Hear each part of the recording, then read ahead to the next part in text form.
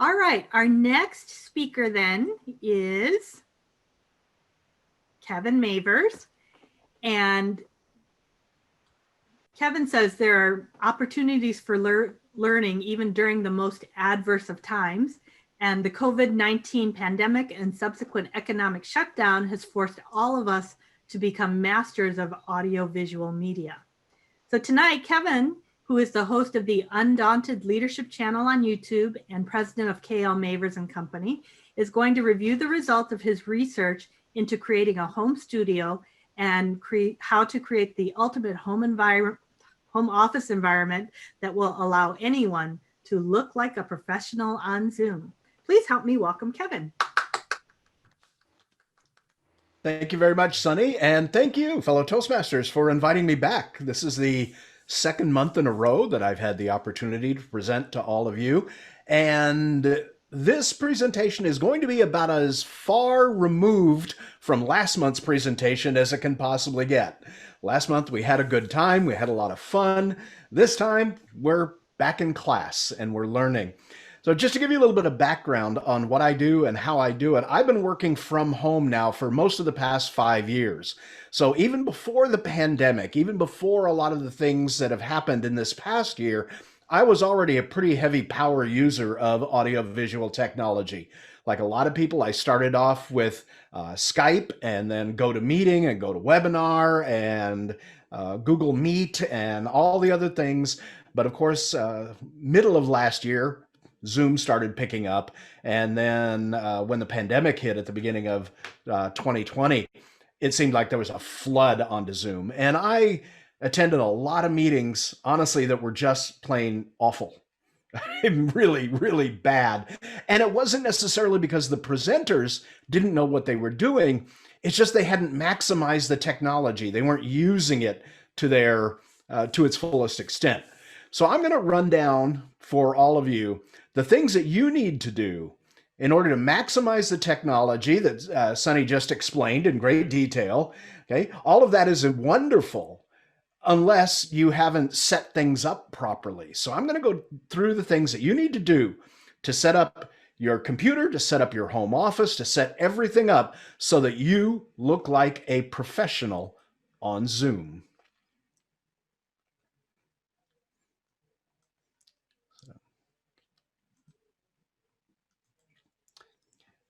All right. Y'all will have to forgive the shameless self-promotion. Yes, I do this for a living. So and I also have my own YouTube channel. So if you would like to see it, I do have full YouTube videos as well on a lot of different subjects, including how to look like a professional on Zoom. So there are 4 things that you need to do if you want to look like a professional on Zoom. And looking your best requires the following. Number 1, the most important thing is a solid high-speed internet connection. And I'll tell you in a few minutes how you go about finding and ensuring that you have that solid high-speed internet connection. You need good quality technology, both hardware and software. Now, Sunny explained that there are updates and there are different versions of Zoom. There are different versions of all these different programs that you can use. You want to make sure that you have the latest and best and it's been updated recently so that you can access all the features. Number 3, and a lot of people don't think about this, but having a distraction-free workspace where you can control the environment. This is where you have the ability to kind of lock out the rest of the world and focus on the task at hand, what you have in front of you.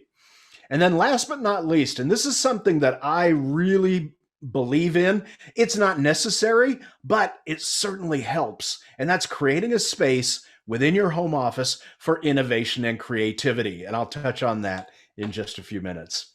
So let's talk about that solid high-speed internet connection and what you need to do. Like all of us, you probably have multiple different ISPs, different internet service providers out there. I think here at my home in La Quinta, I have a choice of either 3 or 4 different ISPs. All but one are absolute garbage, just to be honest with you. They are really, really bad. You want to find the one that has the best ratings for speed, consistency, reliability, and most of all, customer service. Because if there's a problem, in the delivery of the speed that you want. You want to be able to get a hold of someone and get it resolved quickly. Okay. If it's available in your area, purchase a package that provides a minimum of 100 megabytes per second upload and download.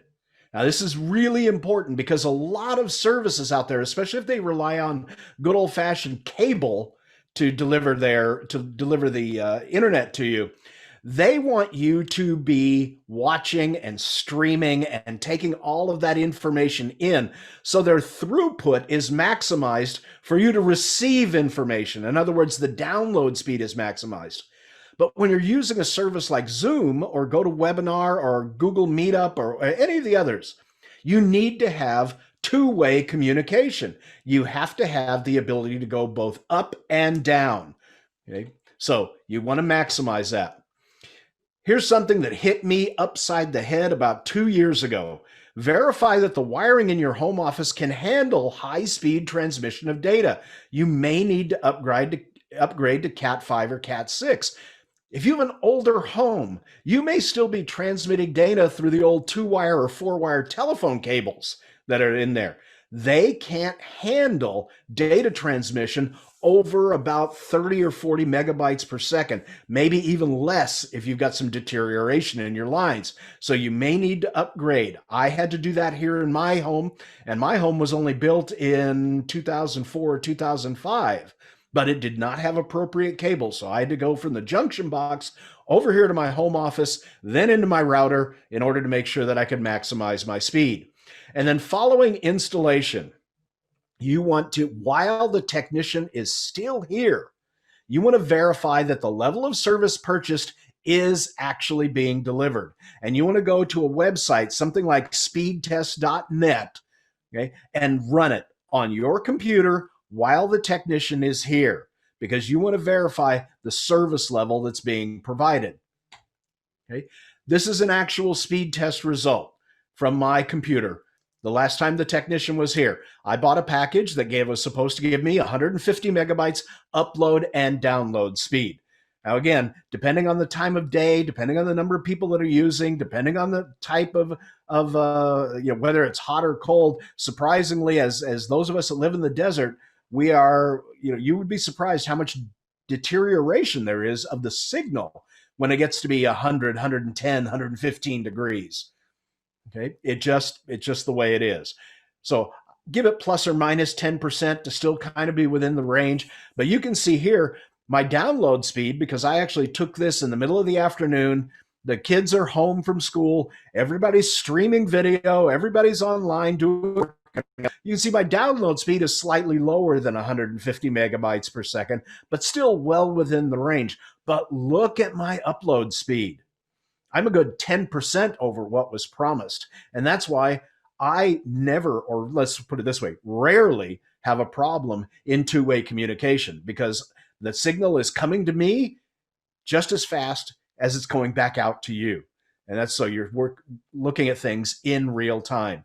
Now, the other reason for making sure you do this while the technician is here is because they may have given you a router that has been refurbished. They may be handing you old technology. You'll be paying for 100, 200, 300 megabytes per second, but they'll give you a router that can only handle 50 megabytes per second. And they'll say, well, you know how it is. The signal degrades. No, it doesn't. Not to that extent.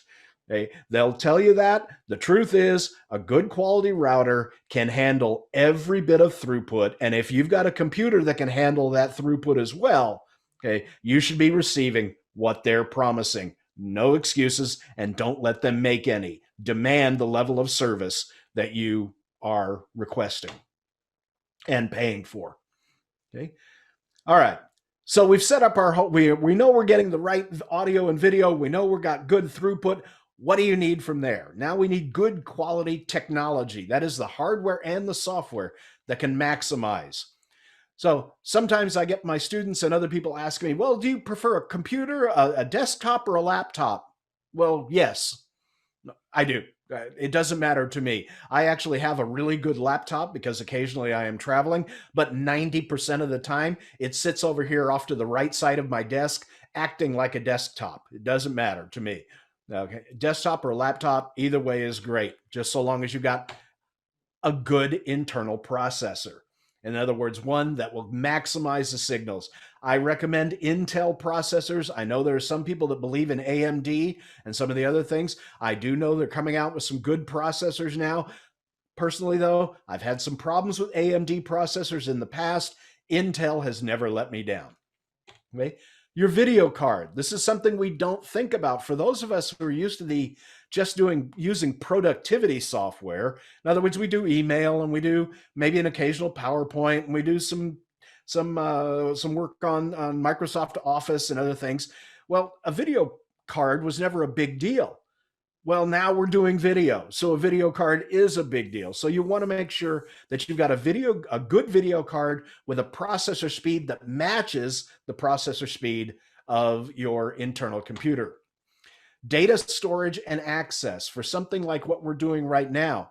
High speed data storage and high speed access. If you have the ability to use a solid state processor, in other words, an SSP or a solid state card, use it. The old fashioned, spinny wheel kind of data collection system, you don't want that anymore. It's the access time is too slow in order for you to do a good presentation. Okay. High resolution webcam, I recommend anything by Logitech. Personally, I've had nothing but good results with Logitech. I'm using my Logitech camera right now, and you'll see that in just a minute. A high quality microphone as well in order to maximize your audio signal. I know we've all sat in the meetings where people sound like, okay, and we all shake our heads and go, huh? What happened there? That's because the microphone is not being used properly. Okay. All right. I've got it. Okay. Mr. Alexander, Dr. Alexander, did you have a question? I see your hand up there, but your microphone is off.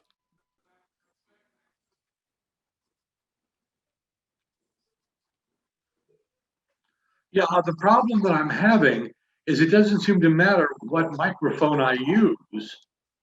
I still get garbled and echoes. We'll touch on that in just a minute. That probably has to do with wherever you're broadcasting from. Okay. So I'll go into that. Hang on to just a minute. We'll talk about how to set up your home office as well. Okay, thank you. All right. The microphone itself, though, I do not recommend using the embedded microphone or the integrated microphone either in your laptop or the integrated microphone in your webcam. Get a separate microphone. If you're a heavy user of Zoom or any of the other audiovisual media, get a good quality microphone. Barring that, okay, Dr. Alexander, maybe you want to think about, instead of using a microphone, a headphone or headset as well with a boom mic on it is another way to get past that potential problem with echoing. Sometimes you just have to put the headset on and go with the headset in order to drown out any echoes or anything else that may be resulting from your office. Last but not least, lighting system. This is something that a lot of people don't think about.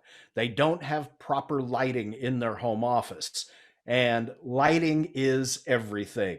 Now, when I first started using Zoom and some of the other audiovisual channels, all I had was my overhead can lights in my office, and it always looked like I was speaking in shadow. Worse than that, I have a west-facing window here in my home office, and in the afternoon with the sun shining right through my window, I would get completely washed out. Okay. I don't want that. I want people able to see me. I want them to be able to see my pretty blue eyes. I want them to be able to see my smiling face. After all, it takes a lot for this to look good. Okay. I want to make sure it looks as good as possible. So part of that is lighting. So if I've done everything correctly, and you've done everything correctly, what you should be seeing is a nice, clear signal. You should be seeing my blue eyes. You should be seeing my nice shirt. You should be seeing my home office, and everything should be crisp and clear. If I decide to use a background, okay, because I've got good technology, good processor speed. Now, I know you've all seen it. Some people, they get that halo effect around them, or they move from side to side, and maybe the background will be fuzzy, or worse than that, because of the processor speed maybe they have, you can't see their background at all. They get completely washed out. But if you do it properly, you shouldn't have that problem. And I prepare, one of the things I love about Zoom is the fact that we can, these backgrounds are so easy to make and so easy to integrate. And it allows me to create a different background for my different clients, for different purposes, for the different things that I'm doing. Even for Toastmasters, I put together a background for us at Toastmasters. You can see there, I even advertised the club, my home club, Desert Toasters. So you can have that behind you for any of our Toastmasters meetings. Okay. So moving on, part 3 is a distraction-free workspace where you can control the environment. And controlling the environment is really, really important. You want to control the lighting, noise, outside distractions, ability to focus on task, okay? All of those good things. Let me back up. There we go. Ability to focus on tasks. But all of these things work together so that you can make an excellent presentation. So you can look right into the camera, right into the eyes of your audience, and you have everything all set up here in front of you. So you've seen what you're supposed to see. Now let's take a look at what you don't see, if I've done everything right. This is a screenshot, or this is a picture of my home office, my complete setup. And I put this all together just for doing things like we're doing today. This is the exact setup I'm broadcasting from right now at this moment. So you can see my computer with the dual monitors. You can see that on the left side of the screen there is the presentation that I'm making. On the right side is all of my control. You can see my microphone, which is up above, but slightly off to the right, so it's out of my screenway. And everything is at my fingertips. While I'm up here from chest up and talking to all of you, and you can occasionally see my hands and things, what you don't see is my hands down below the screen going 100 miles an hour from the mouse to the keyboard, back and forth, and doing all kinds of other things. Here's a slightly different shot. In this one, I put together because now you can see my lighting system. You can see what those are called, loom panels. They are LED panels. They put off a huge amount of light, but it's also adjustable. So you can adjust the blues and the yellows, the tones. So you get that nice warm tone. If you're somebody like me who's got a little red in my skin, I want it to be a little warmer, a little nicer. But again, you can see my boom microphone. You can see the microphone up there, and you can see everything at my desk, including my coffee and my water, which I always keep close by. Okay. Again, a slightly different perspective. This from the other side, again, showing the loom panels and showing how's everything set up. And then last but not least, just back straight on. Now, the reason I put this last picture in is because I want you to look beyond and look at how dark everything is around me. Okay. I want it that way. If you were in my office right now, you would actually see that with the exception of the loom panels, I've got my overhead lights turned down completely. That's because I don't want those shadows coming in from the overhead lights. I also have a ceiling fan that's going round and round. And if I had those overhead lights turned up, you'd see that shadow crossing my face, like it going round and round and round every few seconds and blocking out my face. I don't want that. So I've got my overhead lights turned very down. All my lighting is coming directly from the loom panels. Okay. I've turned around this time because I wanted to give you an idea of how much light those loom panels, these silly little panels that we have, these LED panels, put off a tremendous amount of light. So now you're looking over the top of one of my monitors back towards what is actually behind me that you don't see because I've got a background up here. This is another one straight on from over the top, back over where I sit, directly back to the wall behind my desk. Controlling the light. This is so important. Again, I let everybody know that I have a west-facing window, and all of our computers, all of our webcams, all of our cameras, they're all photosensitive. They're all light sensitive. So those things are going to pick up the greatest source of light that is available at the time. So what I did was I opened my windows. This was taken middle of the afternoon. Again, west facing window. So with the light shining through, I've got this glorious, wonderful garden outside my window here, which is beautiful during the day. But when I'm working on Zoom and when I'm doing a webinar or anything else, I can't have that open because what happens is the camera adjusts for the light. And so consequently, everything is dark except the largest light source, which is that window. So what I had my lovely wife do was she made me some blackout shades. And I put these up. Now, this is the exact same location, the exact same thing. All I've done, the only thing I've done different, same time of day, is I pulled the shades. And now you can see that the entire room is lit up and it's nice and neat and even. And now I can control the amount of light. I can control the camera angle and I can control what you see from my webcam. Okay. Because controlling the environment, including audio and video, gives the ability to be both creative and to maximize the technology. And that's what you want. We're paying a lot for the privilege of doing all of this. And I pay a lot to do good work. I want to make sure I maximize the technology. Something you might have thought about, complementary professional colors in the foreground and background. You can see in most of those pictures, I'm wearing a blue shirt. As I started doing this, my mother actually looked at one of my YouTube videos and she calls me up and she goes, "Honey, I love your videos. I love what you're doing, but don't ever wear a white shirt again. You just don't look good in white. Wear blue. It shows off your eyes." Okay, Mom, no problem. So now 90% of the time you're going to see me wearing blue because I do still listen to my mother. Have the tools of your trade nearby. Okay. Use curtains and other fabrics to control light and sound. Now, Dr. Alexander, you asked about that, some of that echoing. What you'll find is that occasionally, if you put up soft fabrics in the area, you will reduce some of that echo. So if you don't have some good heavy shades or other curtains in your home office, you might try putting some up, or you may have to go to a boom mic if you still continue to have that problem. Okay. Last but not least, creating that inspirational environment. I'm a big believer in inspiration and I take it wherever I can get it. Okay. Your home office should be a reflection of who you are and the things that you do. You are the CEO of your micro business, your company, your firm, your organization, and hopefully, if you're using audio and video and you're wanting to be a public speaker, after all, that's why we're all here. Okay, you're an innovator, a creator, hopefully a visionary as well, and you'll want to inspire yourself. You want that environment. So to create that inspirational environment, again, this is just a shot of the things behind my desk. I'm surrounded by my books. I'm surrounded by my statues, some of the tokens of my career you'll find in here. Again, my American flag, a couple of plants and other things that I have. You look the opposite direction, you'll see I have a TV as well, some other things up on my walls, mini statues of some of the great leaders here in the United States. And of course, my barrister bookshelves with all of my books and the tools of the trade close by. So I walk into my office, my home office every day, just happy to be here. And considering I spend a lot of time here, that's a good thing. Okay.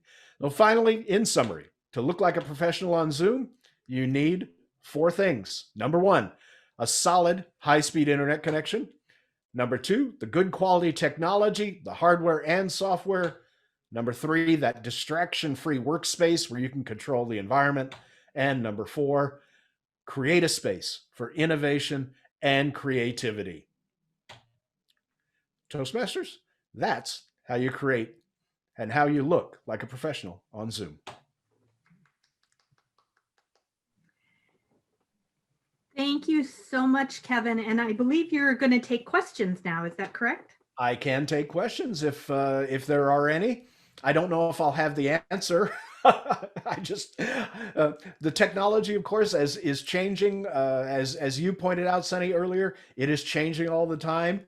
I know what works right now today. Who knows what'll work tomorrow? So Marcia Rowe has had her hand up. Oh, yeah, thank you.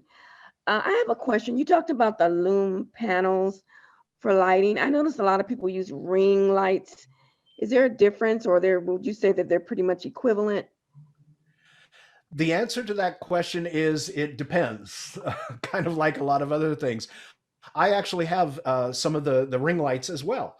My wife uses a ring light in her office for all the things that she does. I happen to prefer the loom panels because they're rechargeable and they're very portable. I can take them with me. They're much easier to put a couple of loom panels and the stands that I have into a bag if I'm going somewhere. And if I'm traveling, I can set them up on my desk. Much easier to carry around than a big ring light. So I prefer the loom panels. Thank you. Okay. Go ahead and speak up if you have a question. Yeah, I want to ask you about virtual backgrounds. I know a lot of people who love to use virtual backgrounds, and you get halos, you have objects disappear. So I'm generally pretty negative about virtual backgrounds. I really am in front of the White House. But I'm wondering if you have any advice for those people who cannot be talked out of virtual background. Okay, the biggest problem that most people have with virtual backgrounds is the processing speed of their computer and whether or not they have an adequate video card. The video processing it requires to do a virtual background is pretty significant.